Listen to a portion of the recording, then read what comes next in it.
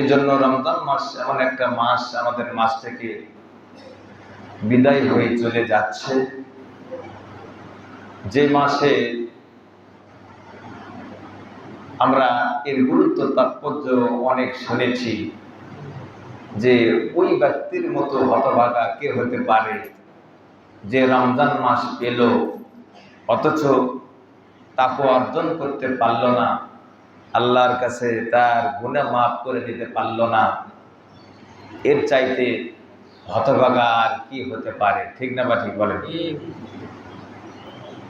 এই জন্য তিনটা মেসেজ আল্লাহ নবী সাল্লাল্লাহু আলাইহি সাল্লাম দিয়েছেন, যে যে ব্যক্তি রমজান মাস পেল এক নম্বরে অথচ ইবাদত বন্দেগী করে আল্লাহর নৈকট্য অর্জন করতে পারল না, নিজের গুনাহকে মাফ করে নিতে পারল না, তার মতো হতভাগা পৃথিবীতে আর কেউ নেই।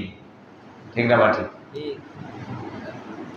এরপরে রাসূল কারীম সাল্লাল্লাহু আলাইহি ওয়াসাল্লাম এর নাম যখন উচ্চারিত হবে, নবীর নাম যখন উচ্চারিত হবে অথচ তার প্রতি দরুদ ও সালাম পৌঁছালো না, সেই ব্যক্তিটা ধ্বংস হোক। আল্লাহর নবী বললেন আমিন।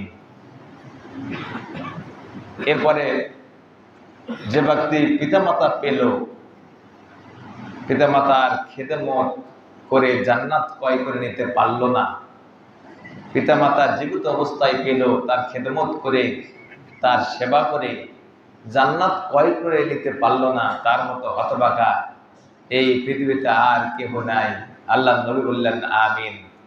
ইতিপূর্বে আমি আপনাদের মাঝে আলোচনা করেছি হযরত জিবরাইল সাল্লামের সাথে, তিনিও বললেন আমিন। এজন্য আমরা এই তিনটি কমপক্ষে আমল অবশ্যই আমরা অব্যাহত রাখবো ইনশাআল্লাহ।